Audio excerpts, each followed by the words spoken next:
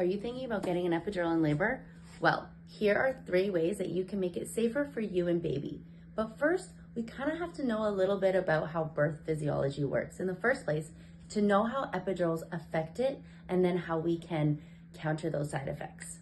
Labor progresses using an oxytocin contraction stretch receptor cycle. In late pregnancy, our body starts producing more and more oxytocin. Oxytocin is a love hormone and we release it when we feel safe, connected, and loved. When oxytocin is released, it goes down to our uterus and stimulates a contraction and pushes baby downwards. This compression creates stretch receptors to start activating from the cervix as the cervix and the pelvic floor begin to stretch out from all that compression. These stretch receptors then go back up to the brain and tell the brain we need more oxytocin. So the more oxytocin, we have stronger contractions, and the stronger the contraction, we're gonna have more stretch receptors activated. And the more stretch receptors that are activated, it's gonna create a bigger surge of oxytocin to be released. And this progresses throughout labor. It starts really small and gets more and more intense until baby is born, much like a snowball rolling down a hill. Another really incredible thing about oxytocin is that it protects baby's brain against low oxygen levels. During each contraction, as baby is being squeezed, their oxygen levels are going to dip and then come back up when the contraction ceases.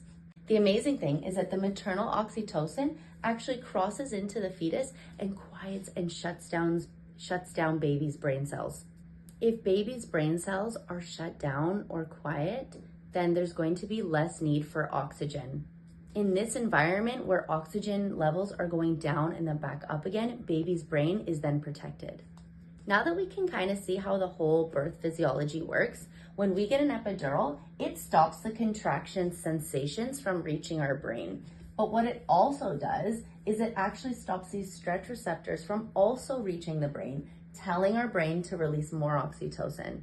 And if this is the case, then we're gonna have less oxytocin being released, which is going to decrease our contractions and have labor kind of slow down or even stall if given too early.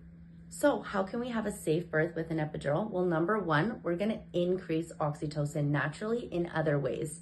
Oxytocin is our love hormone, so we can release oxytocin by staying connected, singing, listening to music, and even looking at wedding pictures or the day that you guys first met with your birth support partner.